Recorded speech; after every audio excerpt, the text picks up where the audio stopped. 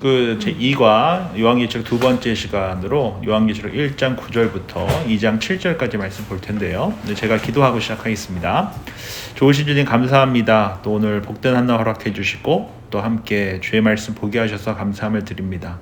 말씀을 통해 말씀하시는 그 주님을 깊이 만날 수 있는 복된 시간 되게 해 주시고 또 오늘 특별히 요한계시록을 통하여서 참된 예배자 또 말씀을 받는 자 사도 요한처럼 우리가 철저하게 하나님 앞에 죽고 하나님의 귀한 터치로 말미암아 다시금 살아나는 그런 놀라운 은혜를 하루하루의 삶 속에서 말씀을 붙들고 살아가는 삶 속에서 경험하는 것이 얼마나 중요한지 다시금 한번 말씀을 통해 확인하는 복된 시간 되게 하여 주옵소서.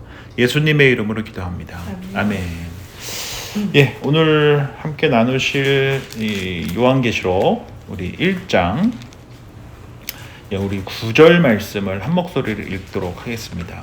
요한계시록 1장 9절 말씀입니다. 나 요한은 너희 형제여 예수의 환난과 나라와 참음에 동참하는 자라. 하나님의 말씀과 예수를 증언하였으므로 말미암아 밤모라 하는 섬에 있었더니. 아멘.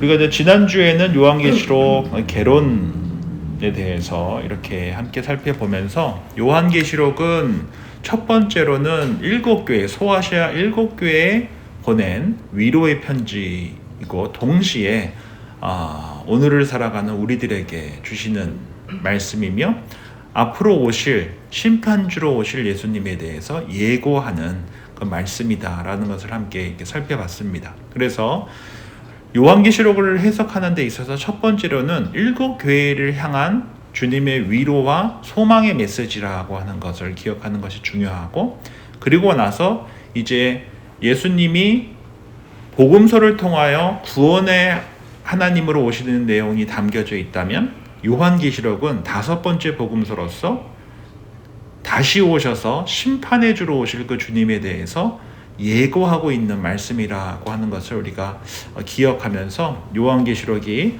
왜 우리 가운데 너무나 중요한가를 다시금 한번 기억하는 것이 중요하다라고 우리 함께 살펴봤었습니다. 오늘은 이제 요한계시록 1장 9절부터 20절 그리고 2장 1절부터 7절까지 말씀을 통하여서 요한계시록에 대해서 또 요한에 대해서 또 에베소 교회에 대해서 이렇게 좀 함께 살펴보도록 하겠습니다. 우리 9절 말씀을 우리 박 집사님께서 좀 읽어주시면 감사하겠습니다. 나 요한은 너희 형제요 예수의 환난과 나라 참음에 동참하는 자라. 하나님의 말씀과 예수를 증언하였으므로 말미암아 밤모라 하는 섬에 있었더니. 예, 감사합니다. 1번 보면 요한은 자신이 무엇에 참여하고 있다라고 말하는가라고 되어져 있을 때 환난과 나라와 참음에 동참하는 자다라고 말씀하고 있는데요. 여기서 중요한 것은 누구의 환난과 나라와 참음에 동참했습니까? 예수의 환난과 나라와 참음에 동참했다라고 말씀하고 있는 것입니다. 즉 사도 요한은 요한계시록을 이제 기록하면서 자신이 예수의 환난과 나라와 참음에 동참한 자라고 소개하고 있는데, 첫 번째 이제 중요한 단어가 환난이라고 하는 단어죠. 이 환난이라고 하는 헬라어가 드립시스라고 하는데, 이는 압박하다, 짓눌리다라고 하는 뜻을 담고 있습니다.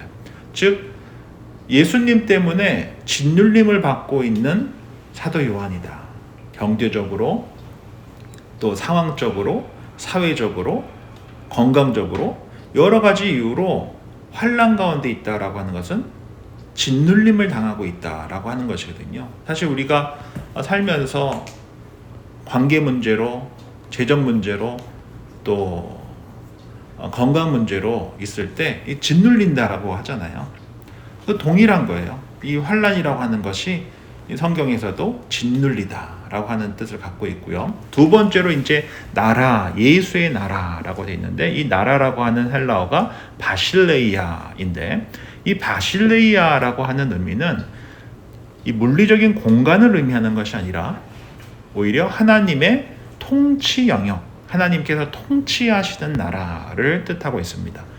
하나님께서 왕이신 나라, 하나님께서 다스리시는 나라를 의미한다라고 보고, 이제 세 번째로 참음이라고 하는 헬라어가 휘포모네인데, 이것은 어려움 속에서 믿음을 버리지 않고 끝까지 인내하는 것을 의미합니다. 그러면 조금 뭔가 이 세 단어가 서로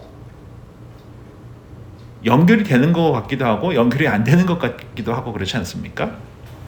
즉 환난, 나라, 참음이라고 하는 것이, 환난은 너무나 힘든 거고, 근데 하나님께서 다스리시고, 그래서 우리 보고 인내하라고 하는 나라가 예수의 환난, 나라, 참음, 거기에 동참하고 있는 자가 누구라는 거예요? 사도 요한이다 라고 고백하고 있는 것을 볼 수가 있는데요.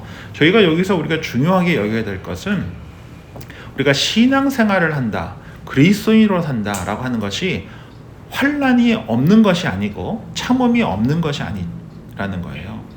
그런데 그것만 있는 것이 아니라 뭐가 있어요? 하나님의 다스림과 하나님의 영광이 함께 있는 것이에요.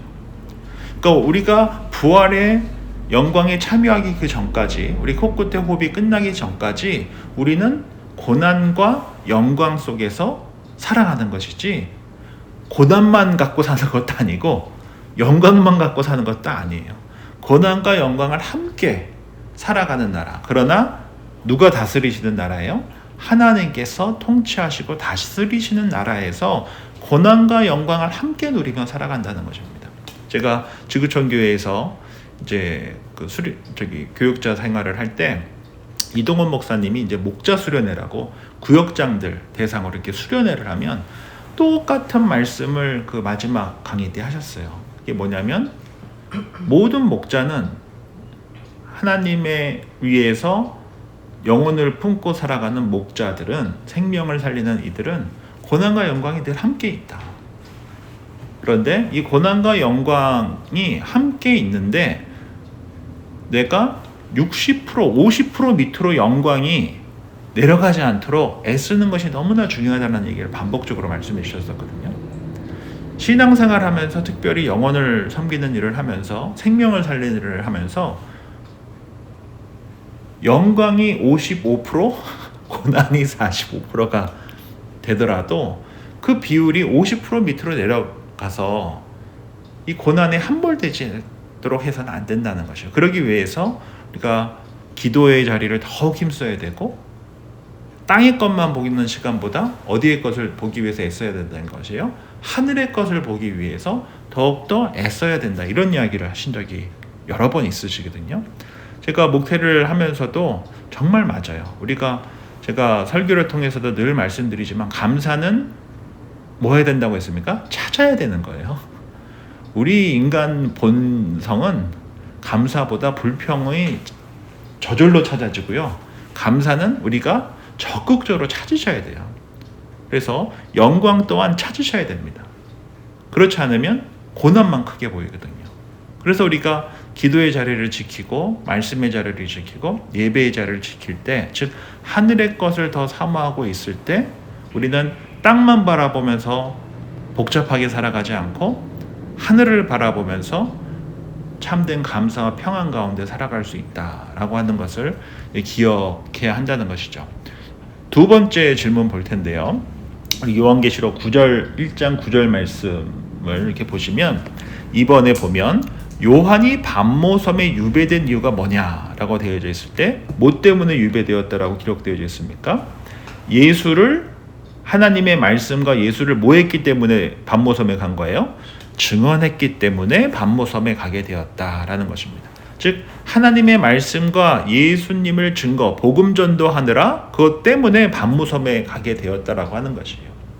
제가 지난주에도 말씀드렸지만, 당시 로마 황제는 자신을 주인이라 부르라고 했고, 주라 부르라고 했고, 하나님의 신이라고 부르라고 했었단 말이에요.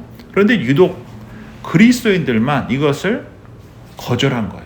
그로 인해서 환난당하고 핍박당하고 여러 가지 이유로 어려운 가운데 있을 수밖에 없었는데, 그 당시 이 반모섬이라고 하는 것은 이 에게해, 그러니까 그리스 그쪽에 있는 이 에게해에 아주 작은 삶이었는데 로마 제국의 유배지로서 정치범이나 로마의 위협을 가하는 사람들을 격리하기 위한 곳으로 쓰였던 곳이었습니다. 그런데 바로 그곳에서 어쩌면 사도 요한은 또 거기에 유배 가게 된 많은 사람들은 자신은 버림을 받았다, 자신은 이제 끝났다, 이제 자신은 죽을 일밖에 안 남았다라고 생각할 수 있고, 그래서 반모섬은 실패의 자리이고 쫓겨난 자리이고 외로운 자리일 수밖에 없지만, 하나님을 만난 사도 요한은 이 반모섬에서 어떤 자로 쓰임 받게 됩니까? 하나님의 계시를 받는 자로 쓰임을 받게 된다는 거죠. 즉 요한 계시록의 계시를 받은 자리가 어디예요? 반모섬이라는 것이에요. 그래서 반모섬에 간 사도 요한은 이렇게 그의 시선이 바뀌게 되는 것이죠. 왜 이런 일이 나한테 일어났냐?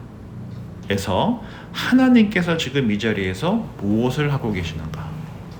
로 그의 시선과 마음이 바뀌게 된 자리가 어느 섬이라는 거예요? 반모섬이라는 거예요.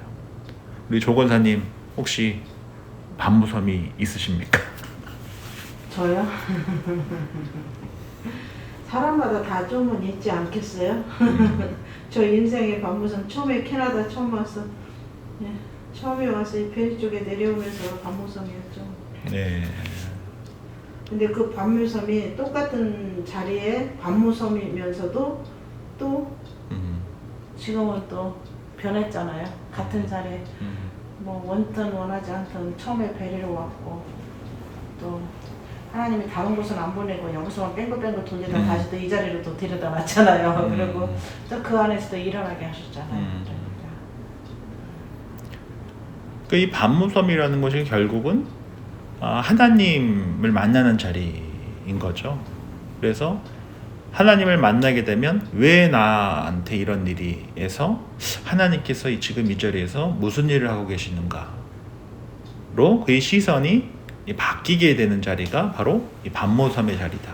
그래서 이 반모섬에서 사도 요한은 요한계시록의 계시를 받게 되고 7교회를 상징하는 그 소아시아 교회와 모든 교회에게 심판주로 오실 주님에 대해서 전하게 되는 놀라운 은혜를 입게 된 자리가 바로 이 반모섬이었다라고 하는 것을 우리가 기억하는 것이 참으로 중요하겠습니다. 3번 보겠습니다. 요한계시록 1장 10절 말씀을 조건사님께서 한 번 더 읽어주시면 감사하겠습니다. 주의 날에 내가 성령에 감동되어 내 뒤에서 나는 나팔 소리 같은 큰 음성을 들으니. 예, 감사합니다. 이제 3번 보면 요한이 나팔 소리 같은 큰 음성을 들을 때는 언제였고 어떤 상황이었습니까? 라고 되어져 있을 때 10절에 보면 주의 날에 내가 성령에 감동되었다. 그로 인해서 내 뒤에서 나는 나팔 소리 같은 큰 음성을 듣게 되었다라고 말씀하고 있습니다. 즉 반모섬에서 주의 날에 성령에 감동되었다라고 되어져 있죠. 그러면 이 첫 번째로 이 주의 날이다라고 하는 것은 주님께 속한 날이다. 주께서 일하시는 날이다. 주의 시간표다라고 말할 수 있는 것이죠.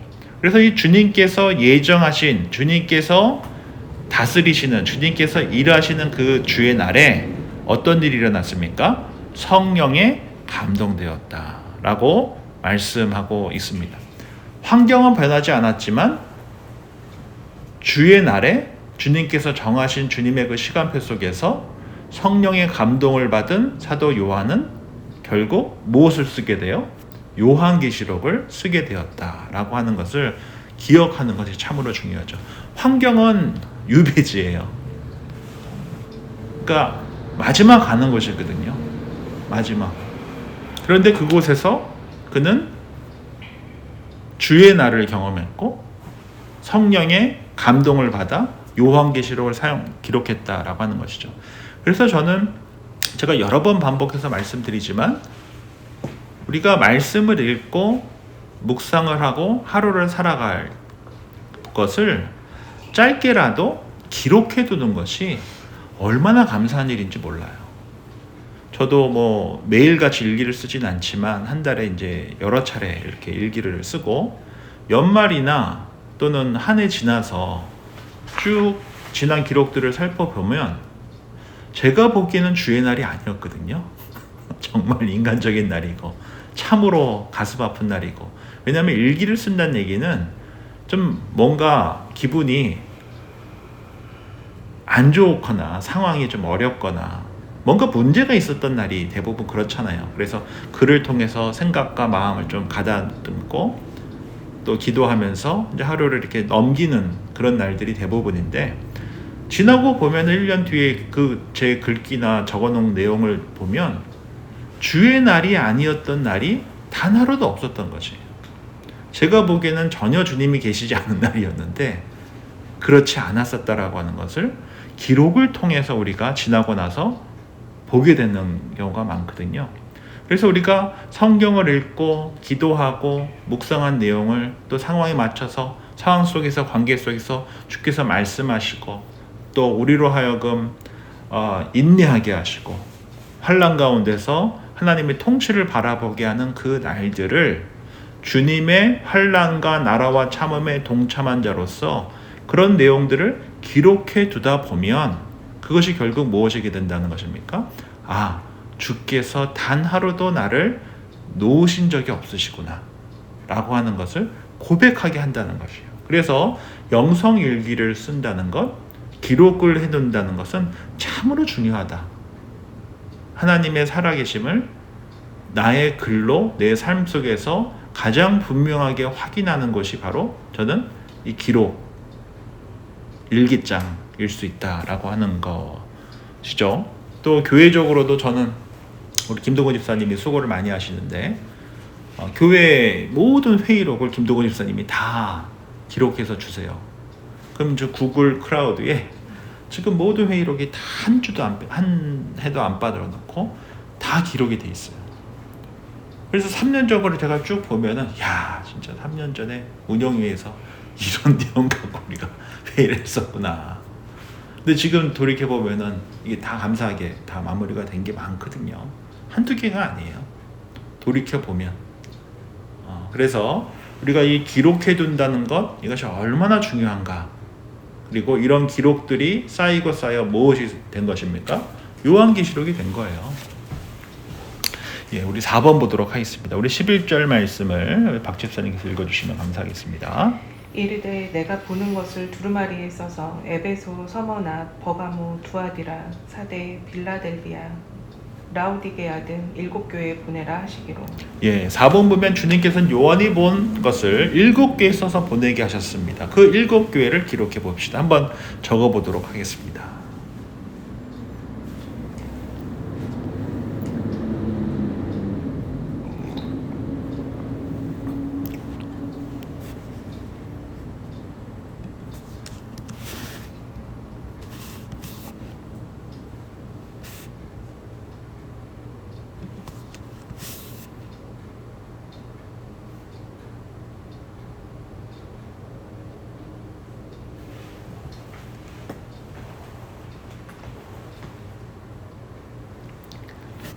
여기 이제 7교회는 저희가 말씀드렸던 것처럼 이 오늘날의 튀르키예라고 하는 터키 지역에 이 소아시아 지역에 있는 7교회인데, 이 7교회는 이 당시 순환도로로 연결되어 있는 순서대로 이렇게 기록되어져 있다고 합니다. 그리고 이 7교회는 반복해서 말씀드리지만 7이라는 숫자는 뭐라고 그랬죠? 성삼일체 하나님과 동서남북을 합친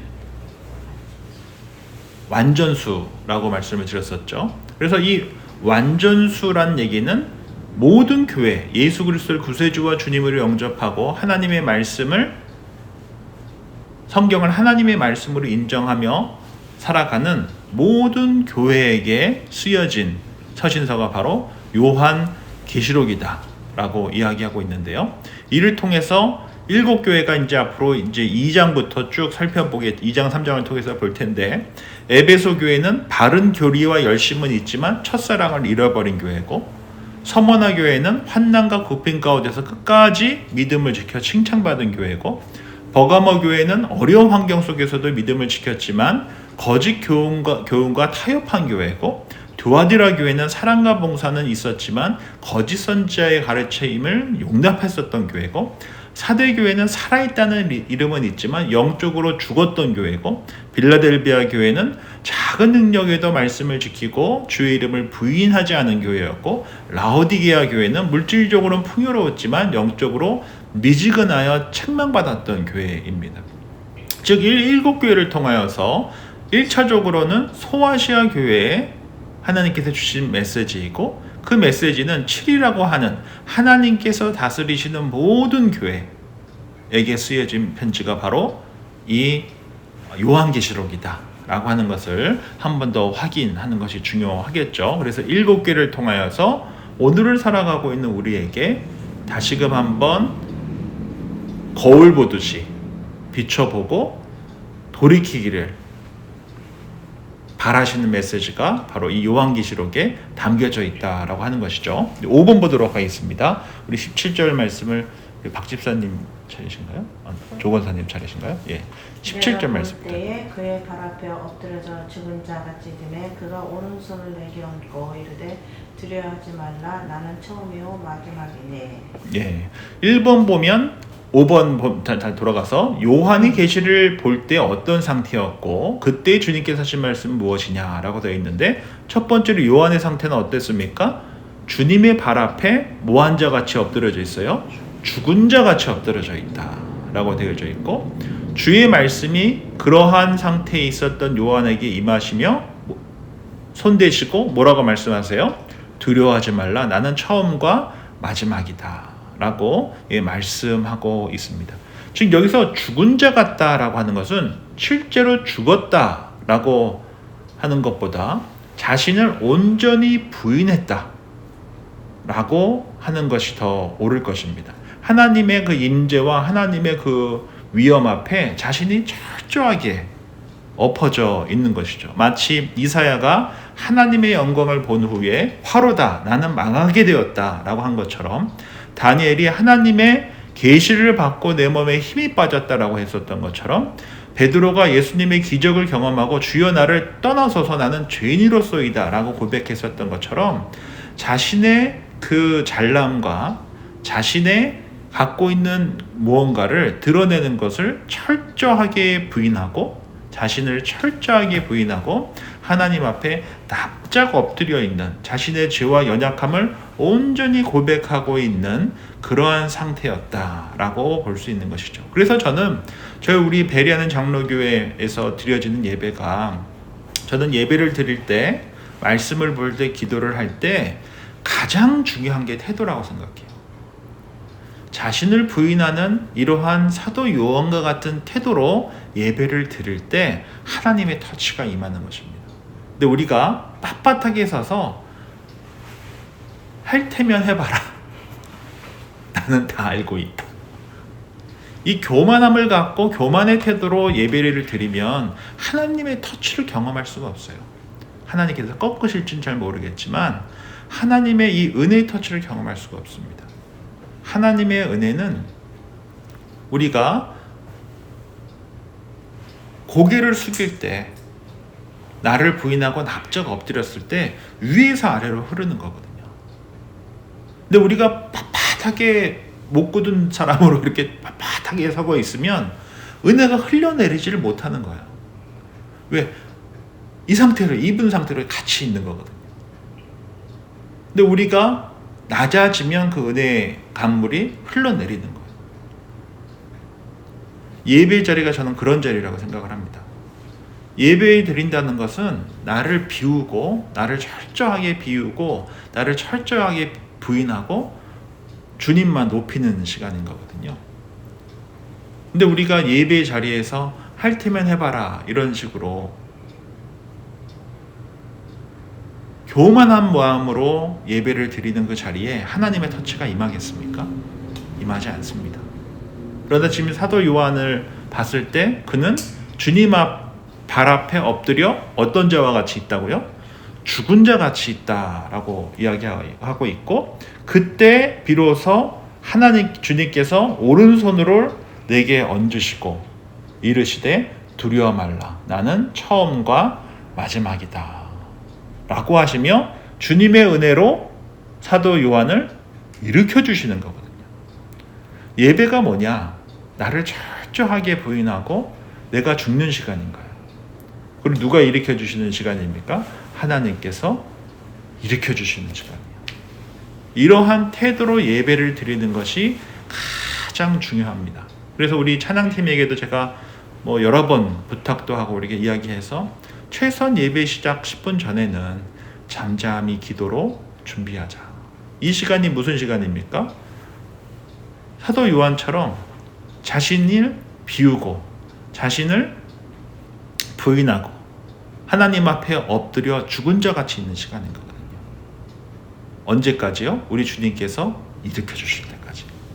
이것이 바로 우리가 드려야 할 참된 예배다라고 하는 것이고요. 그리고 여기서 예수님을 뭐라고 소개하고 있습니까? 나는 처음이고 마지막이다. 시작하신 분도 주님이시고 마침표 찍으신 분도 주님이시다.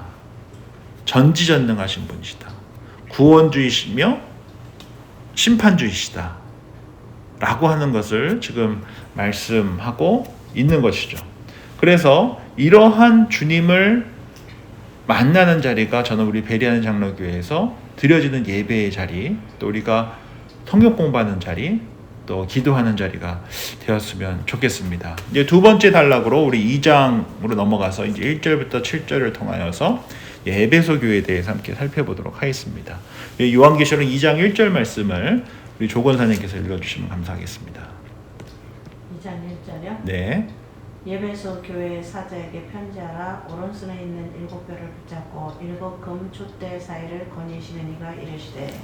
예, 감사합니다. 이제 1번 보면 에베소 교회에 말씀하시는 주님은 어떤 분으로 묘사되어 있습니까? 오른손에 7뼈를 붙잡고 계시고 7 금촛대 사이를 뭐 하신다고요? 거느신다. 이렇게 되어져 있어요. 그러면 우리가 이제 12절부터 1장 12절부터 20절까지의 말씀을 제가 한번 읽어 드리겠습니다.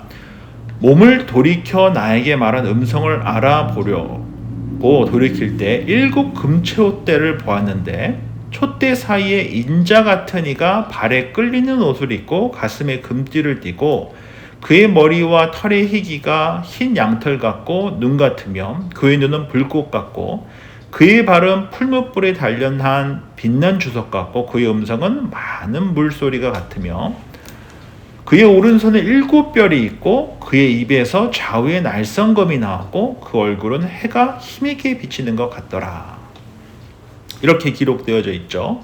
그리고 나서 내가 볼 때 그의 발 앞에 엎드려 죽은 자 같이 되매 그가 오른손을 내게 얹고 이르시되 두려워하지 말라. 나는 처음이요 마지막이니 곧 살아있는 자라. 내가 전에 죽었었노라. 볼지어다 이제 세세토록 살아있어 사망과 음부의 열쇠를 가졌노니 그러므로 내가 본 것과 지금 있는 일과 장차 될 일을 기록하라. 내가 본 것은 내 오른손에 7 별의 비밀과 또 7 금촛대라. 7 별은 7 교회의 사자요.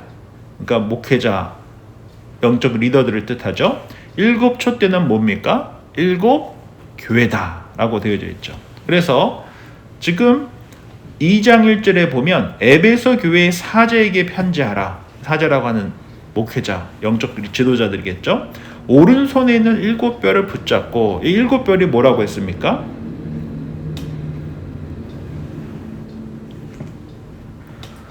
일곱 뼈는 7 교회의 사자들이다. 그렇죠? 그리고 7 촛대는 뭡니까? 교회라고 이야기하고 있잖아요. 즉 교회의 지도자와 주님의 교회에 다스리시고 주인 되시는 분이 누구시다라고 지금 고백하고 있는 것입니까? 주님이시다라고 하는 것을 지금 말씀하고 있는 것을 우리가 여기서 기억해야 한다라고 하는 것입니다. 여기서 특별히 사이를 거느시는 이로 되어져 있는데 교회에 함께 하시며 살피시는 분, 교회의 상태를 하시고 교회의 충성을 보시고 잘못된 부분을 책망하시고 필요한 분을 회복시키시는 분이 누구시라는 거예요?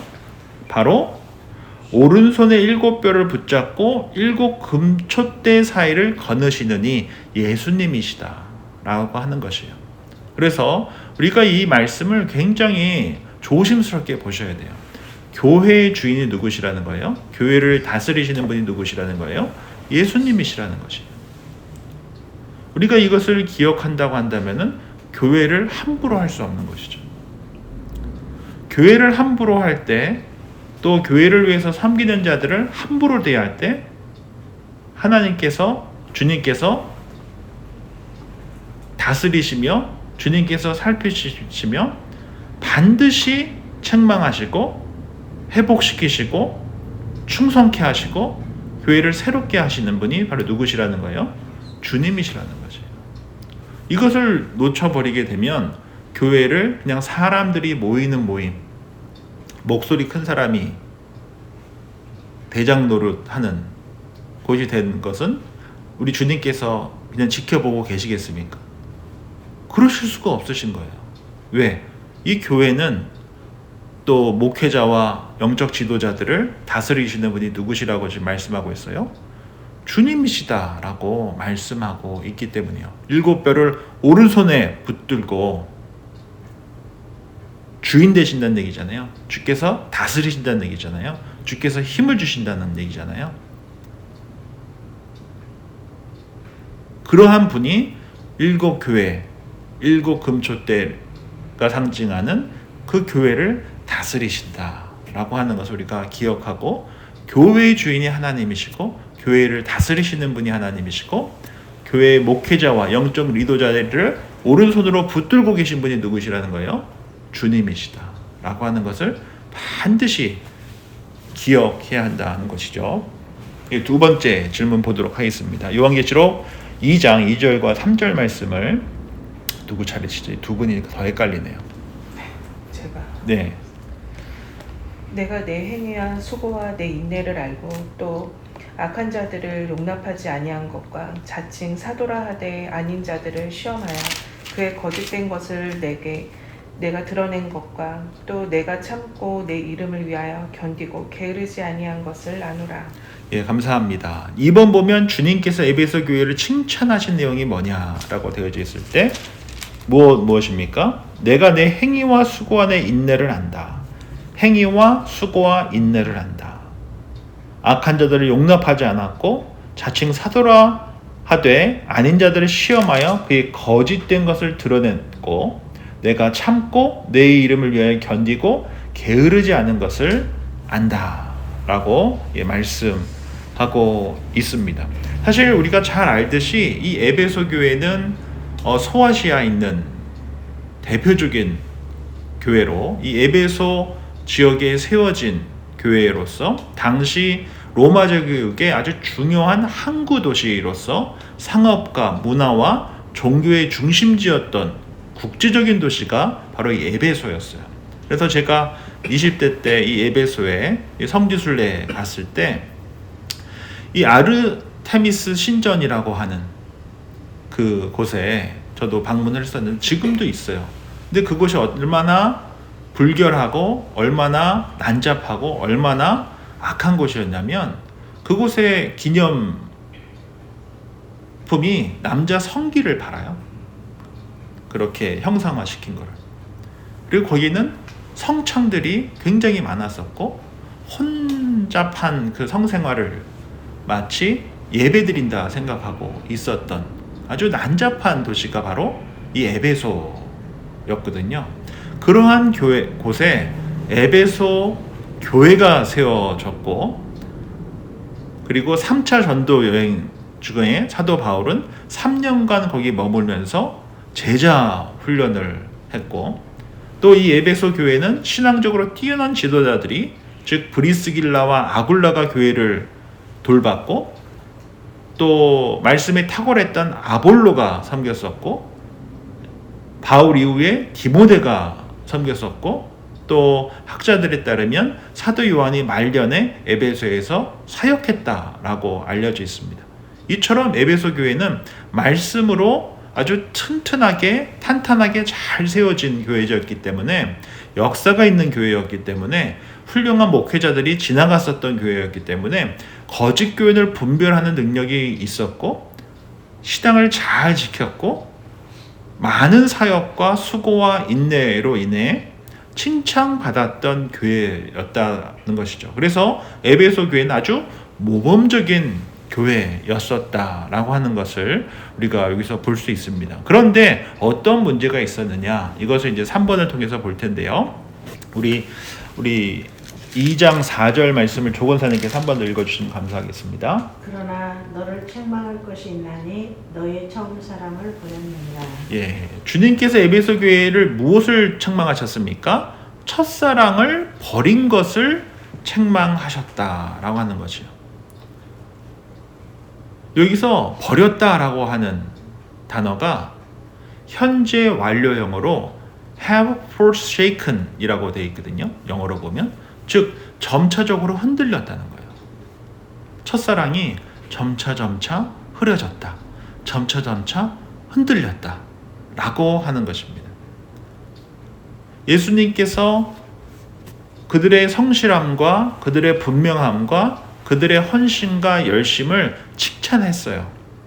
그런데 그들의 열심이 있었지만 우리 주님께서 그들의 외적인 열심만을 보지 않으시고 그들의 무엇을 보셨다는 것을 알 수 있습니까? 중심을 보셨다라고 하는 것을 에베소 교회를 통해서 볼 수 있어야 한다는 것입니다.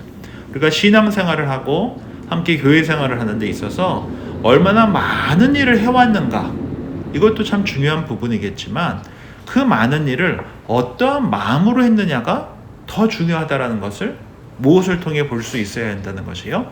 에베소 교회를 통해서 볼 수 있어야 한다는 것입니다. 얼마나 교회가 규모가 되고 사역의 범위가 어느 정도 되며 얼마나 평신도들과 목회자가 함께 성경에 대해서 많이 공부하고 있고 영적으로 성숙해져 있는지, 그런 것들이 함께 볼 수 있어야 한다는 것이에요. 왜? 우리 주님께서는 마음을 보시는 분이시기 때문에 그렇거든요. 외적 성장뿐만 아니라 어떠한 마음으로 그 사역에 임하고 있는가, 어떠한 마음으로 그렇게 신앙생활하고 있느냐를 보시는 분이, 중심을 보시는 분이 우리 주님이시기 때문에 너의 첫사랑을 버렸다, 이것은 믿음을 떠났다라는 의미보다 교리도 지켰고 봉사도 했고 거짓을 분별했지만 예수님 때문에 했던 그 중심이 흔들렸다는 거죠. 점차 그냥 사역으로서 했던 거예요. 나를 위해서 했던 거예요. 자리를 지키기 위해서 했던 거예요. 해야 되니까 했었던 거예요. 진리는 붙들었지만 주님 때문에, 주님을 향한 그 사랑이 점차 식어갔던 교회가 어떤 교회였다는 거예요? 에베소 교회였다는 거죠. 그래서 우리가 신앙생활을 하면서 특별히 섬김의 자리에 있을 때 늘 점검하셔야 되는 것이 동기를 점검하는 것이 너무나 중요하다는 것이. 내가 이것을 하는 구체적인 동기가 뭔가? 그 답은 하나예요. 예수님 때문에. 내가 예수님 때문에 섬기면 이것이 예배가 됩니다. 그런데 누구 때문에 하게 되면은 노동이 돼요. 노동을 하고 나면 뭐 하게 됩니까? 불평하게 되잖아요. 주님 때문에 하면은 우리가 소리 없이 섬길 수 있습니다. 근데 누구 때문에 하게 되면 불평과 원망만 소리가 나게 되어 있어요. 그래서 우리가 참된 섬김, 많은 사역하는 것도 참 중요하겠지만 어떠한 동기로 하느냐, 주님 때문에 하는 것이 너무나 중요하다라고 하는 것을 이 에베소 교회를 통하여서 반드시 살펴봐야 한다라는 것이죠. 우리 4번 보도록 하겠습니다. 우리 박 집사님 부탁드립니다. 그러므로 어디서 떨어졌는지를 생각하고 회개하여 처음 행위를 가지라. 만일 그리하지 아니하고 회개하지 아니하면 내가 내게 가서 내 촛대를 그 자리에서 옮기리라. 네, 감사합니다. 4번 보면 첫 사랑을 버린 에베소 교회를 향한 주님의 권면이 뭐냐? 첫 번째가 뭡니까? 어디서 떨어졌는지를 찾아라. 생각해라. 그 동기를 분명하게 하라는 것이에요. 지금 이 자리까지 오게 된 그 중요한 원인이 뭐냐? 너가 사역의 자리에 있고 있는 드라이빙 포스가 뭐냐? 그것을 확인하라는 것이에요. 예수님 때문이냐? 아니면 누구 때문이냐? 이거를 확인하라는 것이에요. 그리고 예수님 때문이 아니면 뭐 하라고 말씀하고 있어요? 회개하라는 거예요. 그리고 뭘 하라고 말씀합니까? 처음 행위를 가져라. 예수님 때문에 섬기는 그 자리로 돌아와라. 제가 사역의 자리에 제 삶을 드리기로 결단한 것이 누구 때문이겠습니까? 예수님 때문이겠죠. 근데 지금 20년 가까이 이렇게 사역을 하다 보면 정말 여러 가지 이유로 사역의 자리에 있는 것을 보게 돼요. 저도. 그런데 제가 오랫동안 대형교회에서 이렇게 사역을 하면서 제가 놓친 게 하나 있어요. 이게 뭐냐면 예수님이에요. 유명한 목사님, 훌륭한 목사님 때문에 사역을 했지 예수님 때문에 사역한 것 같지가 않아요. 주님께서 이렇게 말씀하셨어 라고 하는 표현보다 어느 목사님이 이렇게 말씀하셨어. 이게 제 입에 있더라고요. 한 10년 지나고 나니까. 이게 잘못된 거잖아요. 주님 때문에 사역을 하지 않고 주님 때문에 내 삶의 방향이 바뀌어져 있지 않는 거예요. 우리가 신앙생활을 할 때 이것을 점검하셔야 돼요. 나는 누구 때문에 이 자리에서 있는가? 이게 첫사랑이거든요. 저도 제 삶을 고등학교 때 헌신하겠다고 드릴 때 뭐 누구 때문에 그랬겠어요? 주님 때문에 삶을 드리겠다고 한 거죠. 20대 때 많은 혼돈과 또 흔들림과 또 도망가려고 애도 많이 썼었고, 그러나 결국 누구 때문에 다시 그 자리를 끝까지 가게 됐습니다. 주님 때문에 가게 된 거였거든요. 이런 것들이 반복될 수도 있지만 중요한 것은 누구 때문에 내가 이 자리를 지키고 있느냐, 이것을 늘 점검하는 것이 참으로 중요하다. 그래서 어디서 떨어졌는지를 생각하라. 그리고 회개하고 처음 행위를 가져라 라고 말씀하고 있다라고 하는 것이죠. 우리 이제 다시 5번 보도록 하겠습니다. 우리 2장 7절 말씀을 조건사님께서 읽어주시면 감사하겠습니다. 귀 있는 자는 성령의 교회들에게 하시는 말씀을 들을지어다. 여기는 그에게는 내가 하나님의 낙원에 있는 생명나무의 열매를 주어 먹게 하리라. 네, 감사합니다. 이제 5번에 보면 에베소 교회에 주시는 주님의 약속이 뭐냐? 하나님의 낙원에 있는 생명나무의 열매를 먹게 하겠다라고 약속해 주십니다. 특별히 여기서 우리가 좀 주목해야 될 것은 7절에 또 앞으로도 계속 반복적으로 나오는 표현인데 귀 있는 자는이에요. 제가 여러 번 말씀드리지만 예수님을 구세주와 주님으로 영접하고 성경이 하나님의 말씀이라고 믿고 살아가는 자들에게 주시는 가장 큰 복이 뭐라고 했습니까? 말씀이 들리는 거예요. 말씀이 아무한테나 들리지가 않습니다. 참으로 신기하게. 귀 있는 자만 들려요. 그래서 그리스도인으로 살아가면서 가장 큰 복이 뭐냐? 말씀이 들리는 그 말씀의 귀를 갖고 살아가는 거거든요. 이게 너무나 큰 것입니다. 관계 속에서도 말씀이 들리고요. 상황 속에서도 말씀이 들리고요. 말씀을 읽다가도 말씀이 들려요. 주님의 음성으로 들려요. 왜? 주께서는 말씀을 통해 말씀하시니까. 상황을 통해서 말씀하시니까. 관계를 통해서 말씀하시니까. 이러한 귀 있는 자로 살아가는 것이 너무나 큰 은혜다라고 하는 것이죠. 그래서 에베소 교회를 향해 우리 주님께서 사도 요한을 통해 말씀하시는 게 뭐예요? 마지막 권면이 귀 있는 자는 들어라. 이게 얼마나 무서운 심판인지 모릅니다. 말씀이 들리지 않으니까 예수를 못 믿는 거예요. 그렇잖아요. 말씀이 들리지 않으니까 예수 때문에 사역하지 않고 누구 때문에 하며 불평과 원망을 하는 거거든요.